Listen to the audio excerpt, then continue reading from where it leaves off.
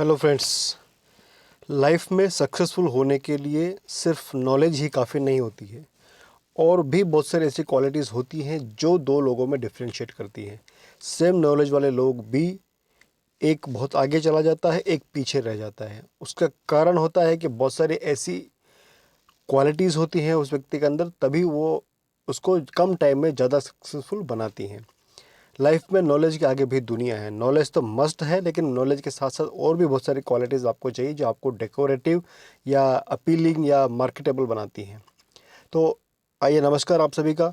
अब हम बात करते हैं कंपनी सेक्रेटरी के अंदर ऐसी क्या क्वालिटीज़ होने चाहिए कि वो करियर में ज़्यादा सक्सेसफुल हो सकता है। हम यहाँ पर बात करेंगे कंपनी सेक्रेटरी इन एम्प्लॉयमेंट की क्वालिटीज़ के बारे में।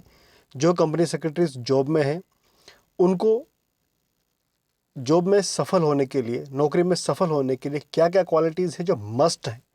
उनके बिना उनका एक दिन भी गुजारा नहीं हो सकता। या इसलिए अगर आप में ये क्वालिटीज़ ऑलरेडी हैं तो बहुत अच्छी बात है, अगर नहीं है तो जल्दी से जल्दी इनको अपने अंदर डेवलप करने का प्रयास शुरू कर देना चाहिए, ताकि बहुत कम टाइम में आप अपने अंदर ये सब क्वालिटीज़ इनकलकेट कर सकें। आइए जानते हैं शॉर्ट में। पहली है ऑफिस एटिकेट्स। दोस्तों, ऑफिस और ये जो क्वालिटीज़ मैंने लिखी 9 क्वालिटीज़ है, जिस ऑर्डर में रखी है उसी ऑर्डर में इंपॉर्टेंट है। जो नंबर 1 पे लिखी है वो सबसे ज़्यादा इंपॉर्टेंट है, नंबर 2 पे है उससे थोड़ी कम इंपॉर्टेंट है। इंपॉर्टेंट तो सारी ही है, बट अगर हम रैंकिंग करेंगे तो इस तरह से रैंकिंग बनेगी। तो सबसे ज़्यादा इंपॉर्टेंट क्या है? Office etiquettes. आपको ऑफिस एटिकेट्स होने चाहिए। कब किसके सामने कैसे आपको प्रेजेंट होना है, किसको को कैसे ग्रीट करना है, कब किसके सीनियर के रूम में कब जाना है, कैसे जाना है, सीनियर के बात को कैसे सुनना है, कि कैसे उसके बात को नहीं काटना है, अपनी बात उसके सामने कैसे सबमिट करनी है, बाकी लोगों के साथ कैसे बिहेव करना है, किस तरह से ड्रेसिंग सेंस में आपको जाना है, कि आपके खाने पीने के एक्सप्रेशंस क्या होने चाहिए, उठने बैठने के एक्सप्रेशंस क्या होने चाहिए, क्या आपका ड्रेसिंग सेंस होना चाहिए, किस तरह की लैंग्वेज में आपको लोगों से बात करनी चाहिए। ये सब चीज़ें ऑफिस एटिकेट्स में आती हैं। तो इनको बहुत माइन्यूटली ध्यान रखना चाहिए, सीखना चाहिए और फॉलो करना चाहिए। दूसरा है सॉफ्ट स्पोकन। आप जब भी बोलें हमेशा मीठा बोलें, कड़वा किसी के ऊपर नहीं बोलना है। अब बात करने के, किसी से अपनी बात मनवाने के, अपने काम करने देने के, करवाने के बहुत सारे तरीके हैं, लेकिन अगर आप हार्ड या रफ स्पोकन है तो कोई आपको पसंद नहीं करेगा और आपके कैरियर भी आगे नहीं बढ़ पाएगा। इसलिए सॉफ्ट स्पोकन बनना है। जहाँ तक बात काम करवाने की, तो आप टैक्टफुली करें, लोगों को मोटिवेट करें, एनकरेज करें आपके जूनियर्स को, वो अपने आप से आपका काम करेंगे। तीसरा है गुड लिसनर। दोस्तों, आप अच्छा वक्ता तभी बन सकते हैं जब आप अच्छे श्रोता हों। आपकी लिसनिंग क्वालिटीज़ अच्छी होनी चाहिए। कहा जाता है कि अच्छा मैनेजर वो होता है जिसका 90% टाइम सुनने में और 10% टाइम बोलने में लगता है। अगर आप किसी की बात को अच्छे से सुनेंगे तभी उस बात को समझ पाएंगे और उसके बाद आप उस काम को कर पाएंगे, अपनी बात को कह पाएंगे।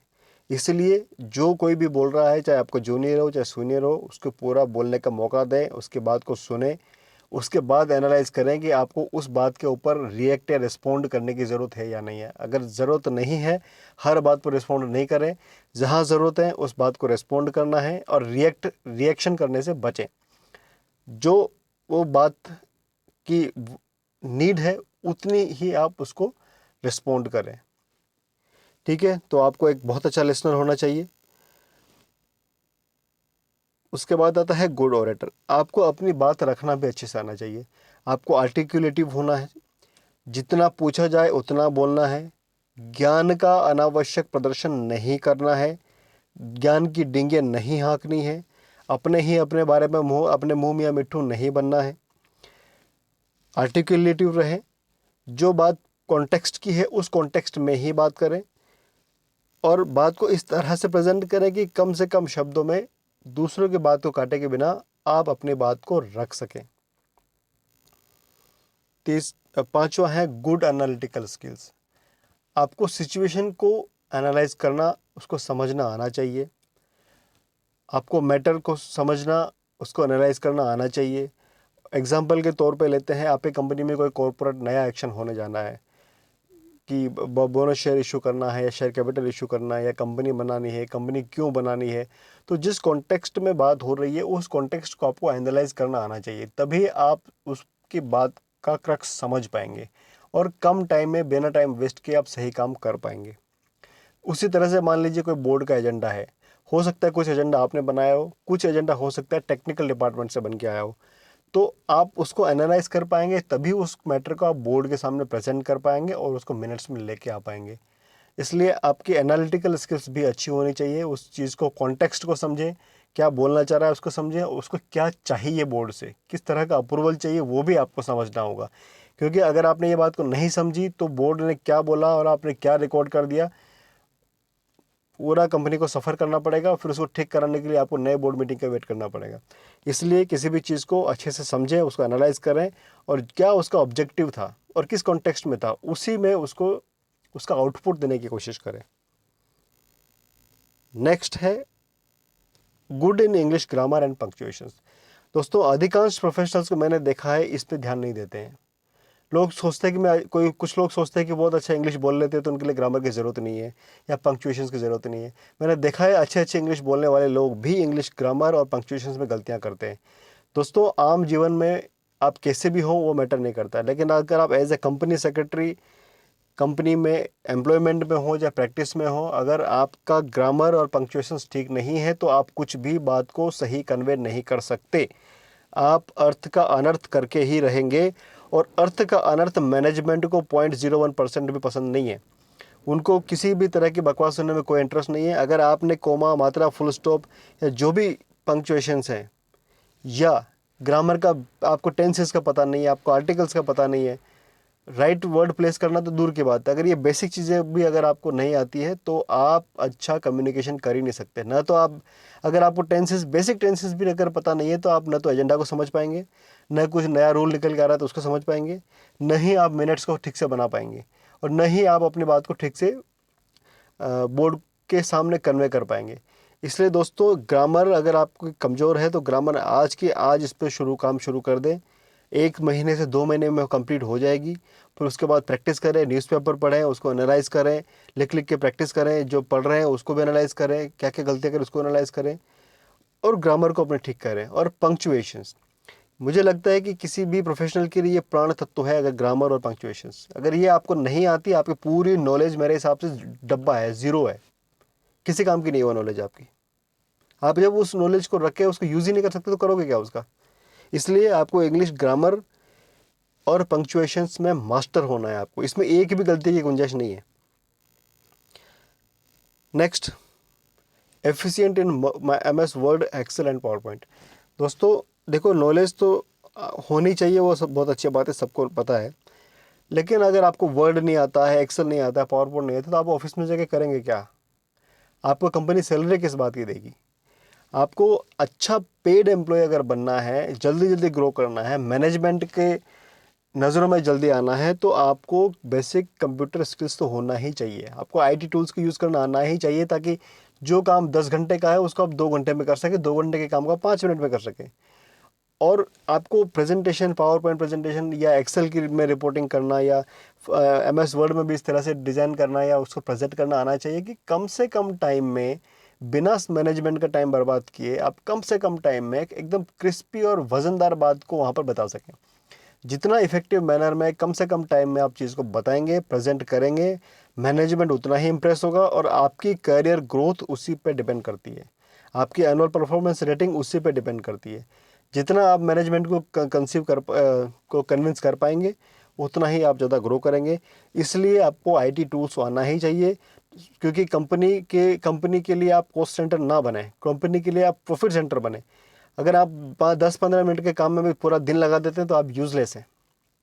इसलिए आपने जितना भी कंपनी में रटा हो बहुत अच्छी बात है, उसके बाद कंप्यूटर स्किल्स भी आपको कम से कम वर्ड, एक्सेल, पावर पॉइंट और इंटरनेट चलाना तो आपको आना ही चाहिए। नेक्स्ट है excellent knowledge of companies act. दोस्तों ये पता है कि आपने कंपनीज एक्ट बहुत अच्छे से पढ़ा है, सबको टिप्स पे होगा, लेकिन कई लोगों में ये देखा गया है कि उसको नॉलेज पे तो टिप्स पे है लेकिन उसको यूज़ करना नहीं आता है, उसका एप्लीकेशन नहीं आता है। दोस्तों किसी भी चीज़ का रटा होना इम्पोर्टेंट नहीं होता है, आपको खाली सोर्स पता होना चाहिए और उसका एप्लीकेशन करना आना चाहिए, मतलब उसका प्रयोग करना आना चाहिए। अगर आपका नॉलेज है, उस नॉलेज को आपको यूज़ करना नहीं आता है, सही जगह पे उस चीज़ को अप्लाई करना नहीं आता है, तो वो पूरी तरह से यूज़लेस है। आप ये मान लीजिए अगर आपको यूज़ करना नहीं आता अपने नॉलेज को, तो ठीक उस तरह से है जैसे आपके पास खजाने का भंडार है लेकिन उसकी चाबी आपके पास नहीं है। इसलिए कंपनीज एक्ट में आपको कमांड रखना है। कमांड का मतलब ये नहीं कि आपको वर्ड बाय वर्ड पूरा का पूरा कंपनीज एक्ट टिप्स पर रटा हुआ हो, वो पॉसिबल नहीं है।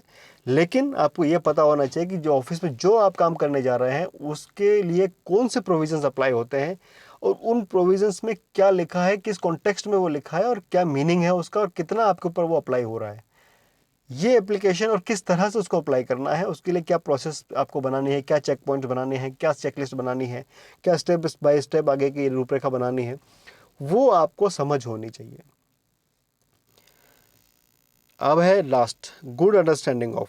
अब गुड अंडरस्टैंडिंग किसकी? कुछ कंपनीज एक्ट के अलावा भी कुछ ऐसे मैटर्स हैं जो कंपनी सेक्रेटरी को आने चाहिए। भले ही इनके हर व्यक्ति को जरूरत नहीं पड़ती हो, लेकिन अगर आपको इन सब कुछ 4-5 एक्ट और है जिनके बेसिक अंडरस्टैंडिंग अगर आपको है, तो आप डेली रूटीन में आने वाली या बीच बीच में आने वाले चैलेंजेस को आप फेस कर सकते हैं। क्योंकि मैनेजमेंट एक्सपेक्ट करता है कि आपको इन सब चीज़ों की जानकारी है, आप मैनेजमेंट को सही एडवाइस दें। सही एडवाइस देने के लिए ज़रूरी है कि आपको इन सब चीज़ों का पता हो।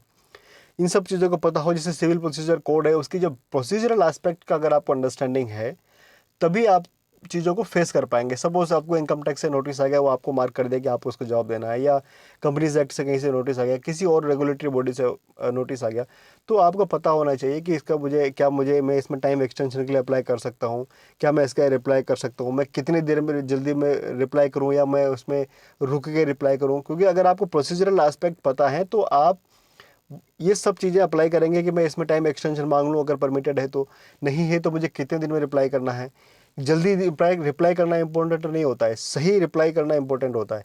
अब उसमें आपको पता होना चाहिए कि कितना टाइम मेरे पास है और क्या क्या मेरे पास रेमेडीज़ है ना, क्या क्या मैंने कंप्लाइंसेस किए हैं, क्या क्या मैंने नॉन कंप्लाइंस की अगर किए हैं, अगर वो गलती से हुए, कैसे हुए, तो वो सब चीज़ें समझने के लिए आपको बाकी अलाइड लॉज को भी थोड़ा समझना चाहिए। और डे टू डे रूटीन में हो सकता है आपके पास दूसरे कॉन्ट्रैक्ट आते हों, एग्रीमेंट आते हों, या फिर कॉन्ट्रैक्ट में आपको रेमेडीज़ क्या है, कॉन्ट्रैक्ट अगर फेल हो गया तो क्या रेमेडीज़ है, आपके अगेंस्ट फेल हो गया या आपकी तरफ से किसी और कंपनी के अगेंस्ट फेल हो गया, तो आप अपनी कंपनी को डिफेंड कैसे करेंगे।